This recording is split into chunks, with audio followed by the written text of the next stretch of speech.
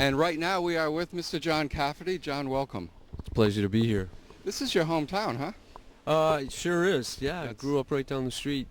It's amazing that where you began and you're still choosing to be here after all that time. Well, I grew up in North Providence, and in the summertime we used to come down here to South Kingston, and spend the summers down here with. We had three families living in a little beach cottage. My cousin Stevie Smith from Steve Smith and the Nakeds. We grew up in the same house together, so a lot of memories here. He's going to be at Autumnfest this year as well. He's the best. He's the best there is. So when you were growing up, was music part of your life? Sports and music, yep. Sort of was a jock star before I was a rock star. So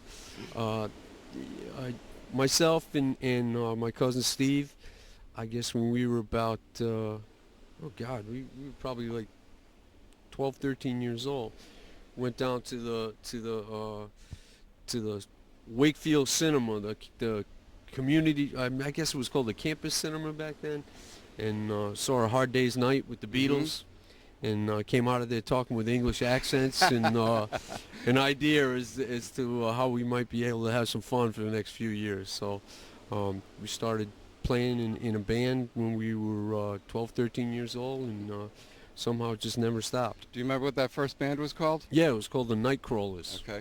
Yep, we were trying to think of a name for a band, and we were driving up Route 44 to the A&W Root Beer up there in up in Smithfield, and we saw a sign on the side of the road that said Nightcrawlers, nice. 25 cents or something. We said, that's it. Sounds cool. Do you remember your first gig?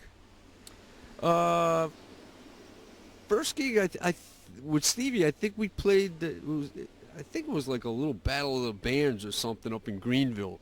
I don't think it was much of a battle. I mean, everybody was trying to figure out how many chords they knew, But I think it was up in Greenville at McCabe School, little grammar school. Yeah. So then you obviously grew in your talent, and you started playing bigger venues. I remember when you used to play colleges around the area. Yeah. In fact, in the mid to late 80s, I mean, we were a pretty big college band. I mean, we actually, Beaver Brown Band got an award for being #1 college band in America. Yeah. And then, of course, you got the movie song. We got a call. Yeah. When you least expected it. We had played in New York City in Greenwich Village one night, and 2 years later we got a call from our good friend Kenny Vance, who is, we didn't know at the time, we didn't even know he was there, but he was in a band called Jay and the Americans back in the 60s, and then became a record producer, a film producer, music film producer, and he did a film called American Hot Wax, he did a film called Animal House, and had the script for Eddie and the Cruisers, and said, I just read a script, and I think your music might be right for this film. As local Rhode Island boys, that must have been pretty big for you. It was sort of double-sided. At first, I mean, we were very excited to, of course, to even be considered for something like that, because as a musician, it was very different than trying to make a couple of $100 playing in the bars at night, and so it was a different type of job, something that we had never been exposed to. So that was very, very interesting. As performers, it was sort of a double-edged sword for us, because we always felt that we were a pretty capable live band, and to have our music coming out of coming off the screen, out of the faces of actors was it was a little hard to watch, It's sort of like Mr. Ed to me, like every time Michael opened his mouth, my voice came out, so it was kind of interesting in that way. After your success with the songs from the movies and stuff like that, what did you do? Where'd you go? Well, we packed up the van, and we went out to meet friends all over the country. They started playing our songs on the radio, and back in the 80s with MTV, they started playing us on TV. We had the #1 MTV video for like 5 weeks in a row, which was, I mean, we were still playing in all the little bars in New England, up and down the East Coast as well. And all of a sudden there were more people outside than there were inside. And so we packed up the van and we drove all around the country. And it's amazing what television can do, and radio. It's people just knew us everywhere we went. And It's kind of like your dream of when you were kids and saw that Beatles movie came true. There was absolutely, there was a piece of that. We were it was funny because we were in our early 30s when that happened, and we had already been a band playing, around town for quite a few years before that. And we made that record. We did the film, came out, was out for a year. The movie came and went. The record came and went. We're kind of hoping that we would get a record deal out of it, and that's what happened. So we went into the studio and we started recording another album called Tough All Over. In the meantime, they put the film on cable television, and cable TV in those days, everybody just was getting hooked up, and it was sort of a novelty. Right. So kids were home in the summertime. They were watching everything that came on there, especially a rock and roll movie. They watched it 15 times. Right.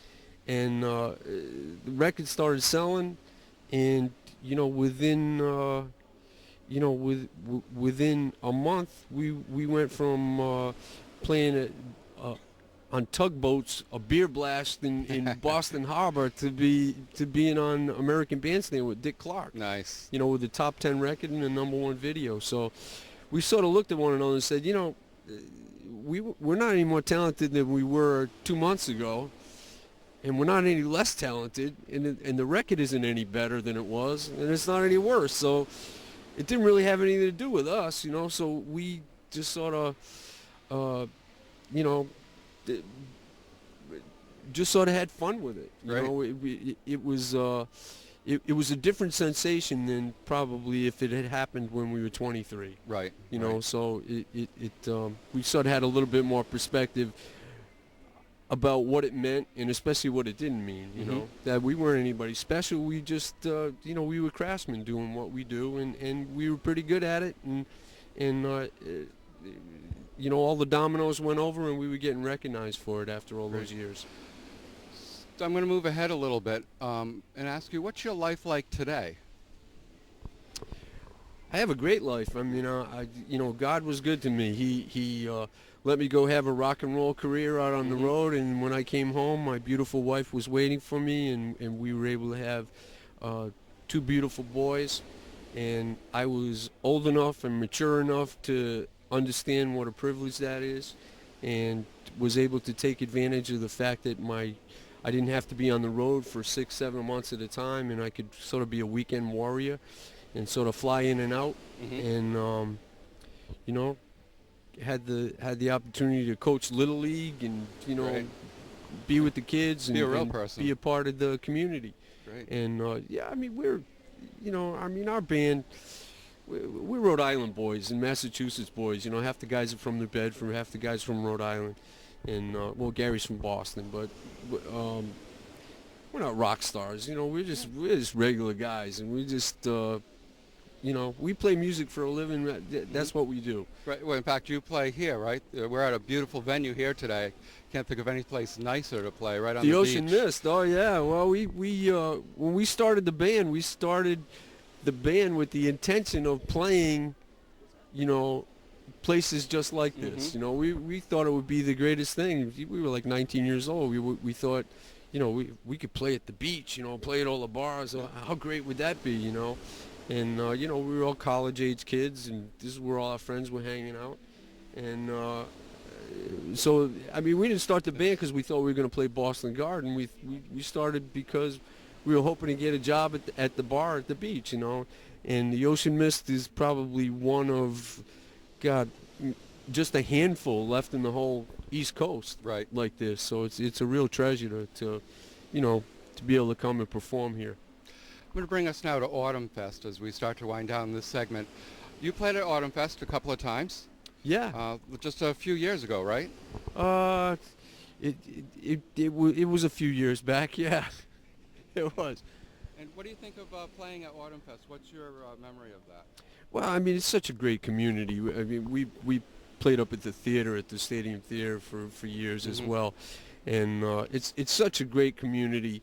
And you know, the thing about Rhode Island is in our community is that, you know, I can remember going to school in North Providence with a guy named Ernie DiGregorio. And whenever I see Ernie, I always tell him, I say, you were more of an influence on me than anybody in music. He goes, why is that? And I said, because you were a kid that I went to high school with, that I walked down the same corridors, that had a dream, that had a belief, and wasn't afraid to work hard at it, and you didn't care what anybody said about it. You just went out and did it. And he made All-State, All-American, NBA Rookie of the Year. I mean, and everybody told him, like, you know, he didn't have the tools to do it, and he just did it, you know. And you know, and when he did, there was a sense that a part of all of us sort of made it. You know, I felt very proud when he made it, you know, and I know that a lot of people in Rhode Island did as well. And so when that happened to us, that's how I related to it. When people came up and said, man, this is so great, you know, Right. they felt like they were a part of our success, and I could relate to that because I felt a part of someone else's success who was a local guy. Great. Well, John, we thank you very much. Thank you. I'm going to call Wayne in now, and he's going to talk to you about music and your music and the music industry. Sounds